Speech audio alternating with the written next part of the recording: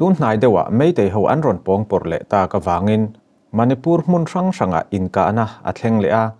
he inka ana thlenga hian meitei ho bok a chan chaw zo ka tangin zo na thlak lama po nun na chan an omani kha hetianga meitei hovin an ron chai kol fo awang hian zo na thlak lam thinin a tur talawa ha aya ha mit aya mitti in phuba an la a an che dan zong zong phei chu van tlang hria ta ta na puan zar lo a him zo hial ome hei ba ka hian meitei vauna thurum tak chak chuakin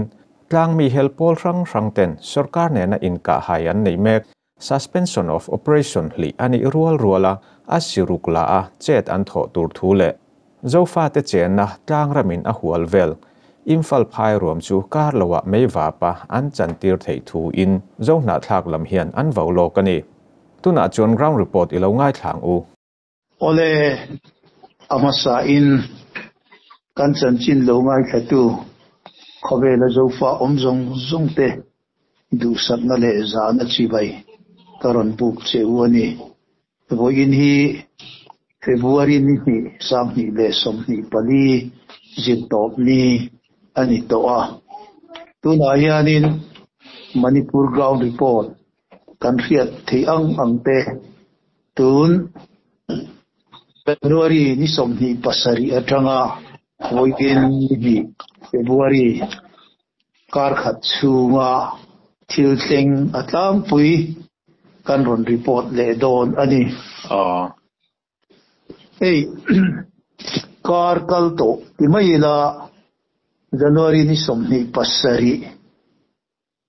kamini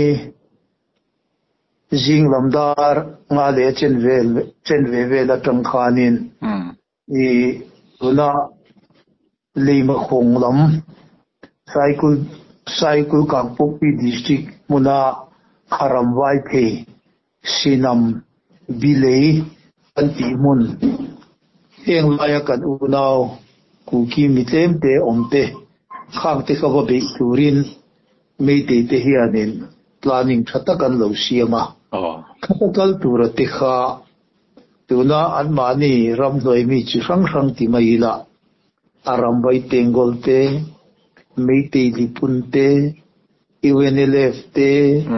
le MPA Manipur People's Army an kia ramdoi mi thon nia khang ho kha team li in anin siama khang ho kha mi jani velan dia kham te khanin keimani zo kuki khalaya om nitem te kha wa fai vikta armin rom pi angera wa mai sakha antum ania amani lok po khan chu ko ten lo chiama zo kuki ho that turin kan kal ton ti te e andon viral e social media temo chu chau chu ni lovin zo kuki nula te hi atam thi ang berin kan pong sualanga chuan khongai na nei lek lovin kan that zuyam ti te khanin suat ka anron siamani ta khanin ani ho po kha anron kal chhung ta ngei maya e motor som ni vela khanin e anron kal chhowani ti khanin kha e kan volunteer te po in an lo fellow kani ang chu an lo in ring ve a me ti ho khatia aron kala te kha e an ron an lo de ve ta ni kan han ti da na chon khata khanin amma sabira khanin e kan unaw kuki volunteer duty te kha khata khanin sana khanin amma khan sabe takinan va ve a khata khan tilmin lun khong sai kum somni paruk tlangwal kan volunteer pakhat khan kam tuma khami awang khanin kan unaw soloma volunteer ho te pon thang tomin an thin rim em loma khata khan an ni ho po injar ringin thatak khanin an omanin be ta kha ania kan lo ria theida na chuanin khata khan khamini khanin meitei ho khami pali an kap tumani biak ina te khan an su sama ani lo lovin an khosakha in nei drama te an tia Bible te an chiara in chunga te khanin zu te an ina ati ang khan moi lo tak khanin kapikanan khosa a kamin ya khanin khaminianin deina khanin mi pathian kam dunga mi pathi ka an hiam khania khangte be le tura ron kal kha an ni le khata khanin an thi le an ni ho kha khata khati ang kha ania tikhan hei kan lo hiat theida na jel chuanin kan unaw mun rang rangat mi te po in ko khomin reinforcement te nen khan nei te ho kha an be le ta hei an video a te po aron viral te po kan mu kha mei te ho kha an zau thong na sa khop maya ki ho wan ron chup thata ti in an bei chia mei ra pai bi ho te ne na mi tam tham tak kal te po kha an than che dur dur ani kha ati ang kha na video te po aron viral a kham te kha mu ani hei ni min la ma khan channel pakhata chonin kan lo puang to ni in ka hia a mei te ho hi tuna kumkalta December ninga atranga January ni somhi le pasari teng khanin meite ho mi somhi paru anthi towa chemi nuwa engle mozat kha anhan thi bel le a khati ang khan ni wangin ituna in beina apo khanin sompali sompanga lai ni in kan lo the theya siam tam kan ombokani kha kan meite ho hi tuna hianin an tlom ngain an thin he rim khop maya thu chua te lo siamin zo ku ki pakhat anung chunga kan mana kangla a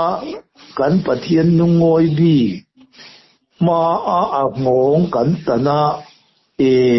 thisena kanin thoi lo chuanin meite hianin kan dora hi kan ngam thei ngai lawang chu wang chuanin kuki zo pakhat ron mana kan bula ron pe theya piang chu cheng nuai khat lom man kan pe ang ti in thu chuate mei te te hian an siam hian ani ati ang kha ania an thil ti dan he moi lo takin tu na po hian thilan ti a amaro tu na hian khami in do na an planning anga thil a om to lo awang khanin nichina kan soita arambai tengol le iwenele pho in kara po yan tu na hian in riat thiam lo na nasatakin a omani ti hi kan a riat theya me ti pun ho po in tu na an ho tu pa ber arambai tengol ho an ho tu pa ber porungan ba khuman hemi akal zong te po hin thu chuate an siama in an WhatsApp ate po hian mu tur hi a om bokani hei an thu chu a khanin khami anin do kanin do lai timayang tun ka ta a in do na a khan somi sek mai lama arambai tengol ho an ho tu pa khanin heti hianin an ho tu pa koro ngan ba ne na khanin thu chu a message a han thona katakan do hiat dana chuanin anni ho hi chu pathian engkim ti thei nung rengin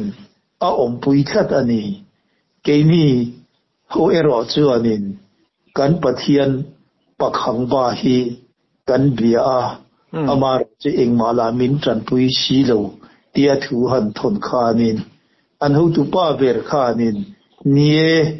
adiga long keini pakhang ba hi chu kan pathian pakhang ba hi chu engma ani lo poisa le e tu te kan pe a ma si ani hi engma tang kai na nei lo ani ti te po in thu an thon le na te po kha WhatsApp ve la po kan lo mu ani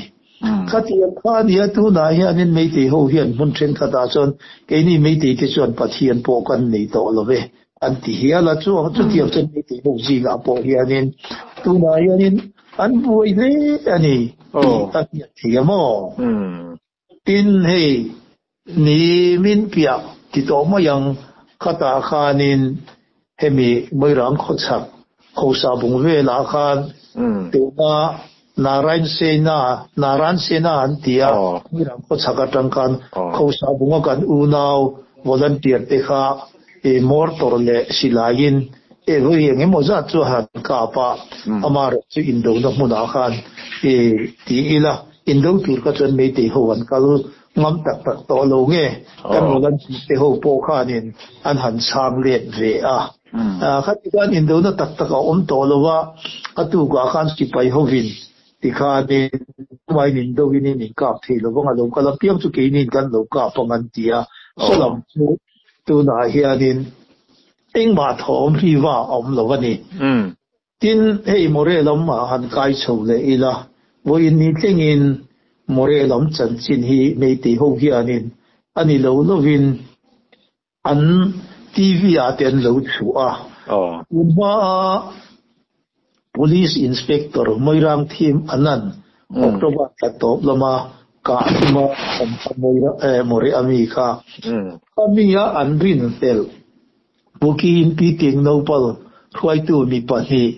an man te tu na morea Assam Rifle KLP anda te khan moirang team anan na thana khan kan telve ani ti anni po anin puam to ti in meite TV ate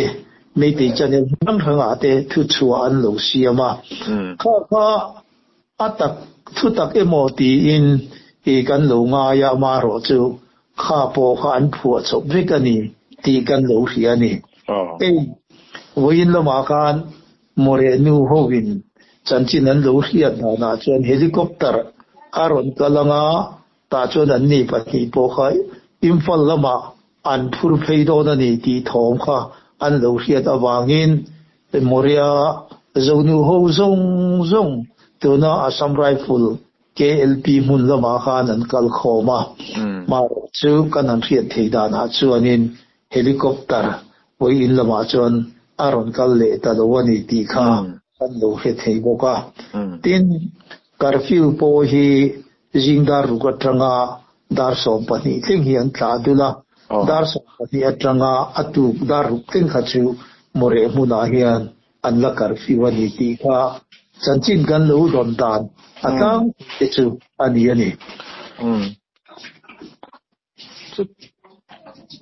in kana nai vai ang khachu thleng tori lo ni mo more lama po in kana nai vai a om lova tin tuna lei ma khong lam le cycle lam kan ti a po kanin in kana a om wani in kana nai bera chu kami cycle lama kan tuna January ni somni pakua ani sompung zan ve la khanin nei te ho motor tam takin famila ma khan an vakal le khatna taka silai te khan pet puaka silai ko na ka phak to lo bang ti na mun ta an ka mai kha ni soloma kan volunteer te ho point an chang let ve ma chu in do na kha a om to lo wani kan volunteer te hianin ral nena melma nena anin be pa hianin pathian nena an ral thuam an kente nen an mani nen tongtrai rol na hi an nei thina pathian nena nin lan thina ati khanin khami in be chu zong po khanin khatiang khanan hun ten manga an pan so a pathian nena lom thu an soi le thina in hey kan volunteer te hianin rong tak taka an chet na te po hi alo om ve thina chan chu kan lo hiat to ngin imphal kho pui chung ve la te po khanin mei chenau pang nau sen po ni se Peter putar mi ang lo te po ni se mei te ho khan dim na eng ma nei lo khan khatia an tha thin ani awa ka unaw pa da vichia ka po kha ral thuam keng po ni hei lo ma ka khatia om awa duai wanga an mana kha an hnung khira ti khanin an ngai sa fe pa aku tan saka khonge ikuta omta khonge ikut le lam khonge ike tin mati amin khati khanin anung chung khanin la that si lo kham khati khanin hom okin fatia yan hai sa atok nira apong pantan sakha ni awangin hang jo te ka kan volunteer te hian an pu vi ka wangin an thim tong khong ve chu ani to ang chu katikanin mei te po katikanin an hai sabe maro ni ho ti dan ang em khazong ani lawani davida an tha na ka hei fu wa kan la to itarao po tlamuangin lo chol to ro se ti in thutian ye ni khatia ania amaro chu hei kan han riat tur pakhat chu kan volunteer khang te khan mei te ho an ral thom kha chu thudang ni se an thom no an bungrua eile in turte khang te reng sleeping bag ni se blanket ni se khang te reng ka pakhat ma an la lawa an hal fai veka tin poisa po kha cheng zanga not le cheng za not ti vel kha thadem to tak an mu ni maro khang ral lak sum te po kha ek te hi kan mang lawang ke ni nan tia an hal ral veka amaro thil pakhat kan soidu chu mei ti hian kan nam puan tun ma atangan local te po nang ni ho zo ku ki hi ka tin ngai na ta min lo pe te ma ni se tu na chon kan tan thil tet omani an tia an ke dan an rapa an rap zuwa khata khan an hal le thina ni among tu tun chuma an mani an flek salai tarit an tia kha mu te po kha heti hian an se hei nang ni te chuan kan nam puan te khatiang khan musit takin puan engma soi thei po ni leilo in ke tin in rapa in du to kin an chia in lo nuwa meyin in hal in han hal suya ke ni hero zong chu ti ang chu kan ni ngai lo in nam puan ni ke ni po in kan sa ni chu wangin kan hal lo wanga in he na ron thlen theina turin kan ron ngai tu asakang chu ti in video te siama kham te kha aron viral ani kham te nia kan mi zia le kan chet da ti chu mei ti te nen chon in tlaw tak song kan ni ani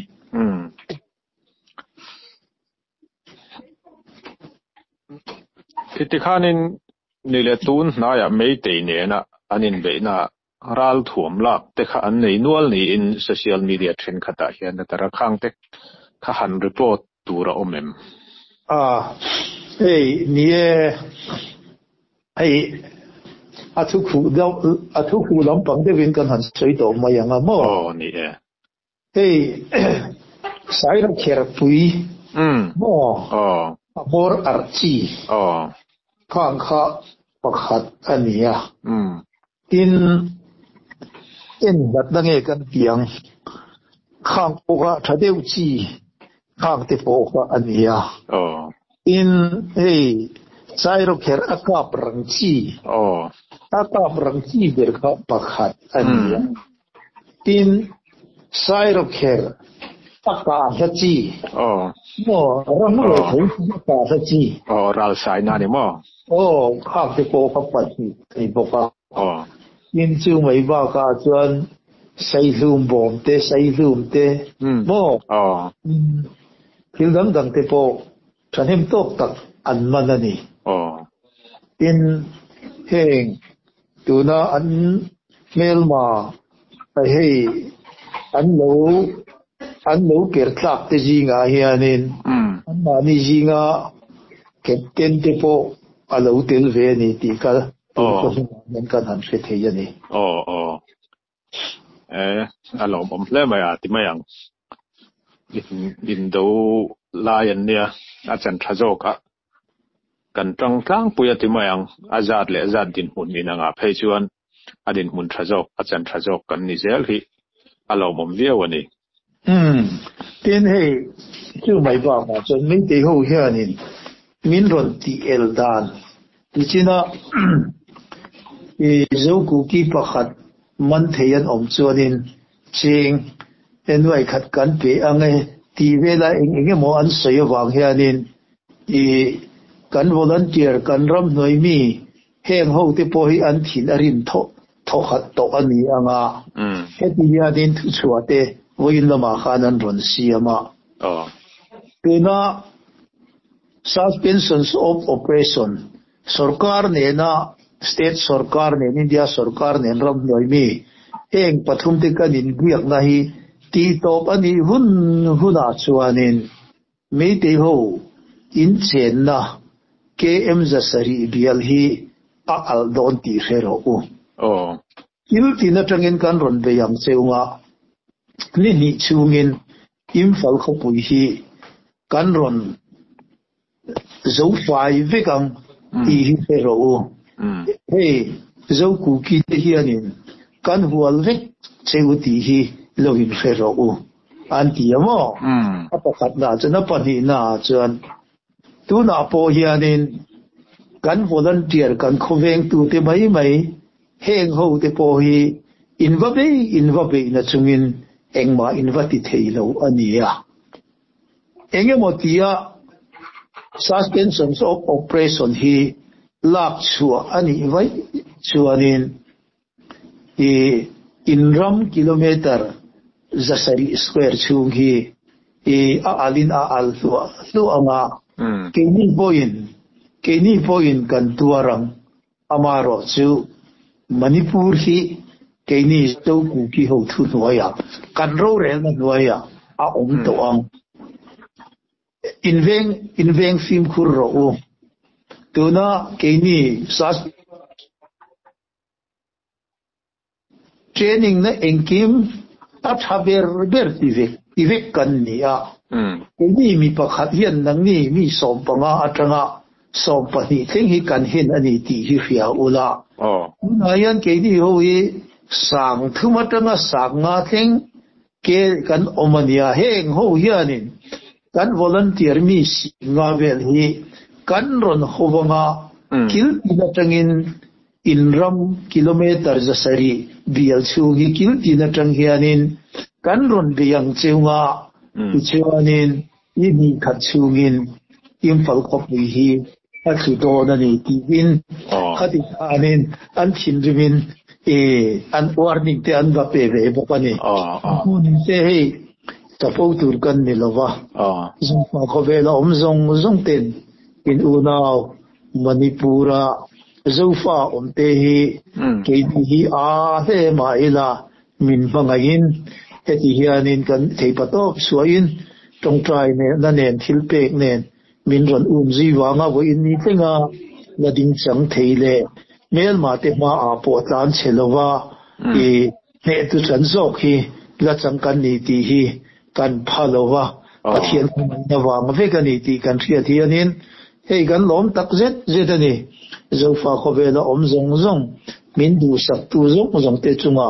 atharin lom pu kan ron sainon le ani lo bom ple mai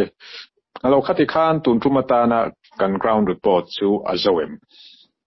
khati khan zanin tan chonin hei ti to phot mai lamo thothar pa omlowa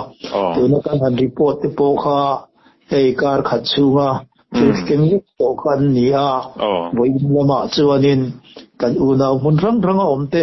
chanchin kan han zot kuala amar chu tia thil du omlo thil engma atleng lowani ti kha zanina report kan han pek thei te chu an ni mai ole alo mom lu tu ke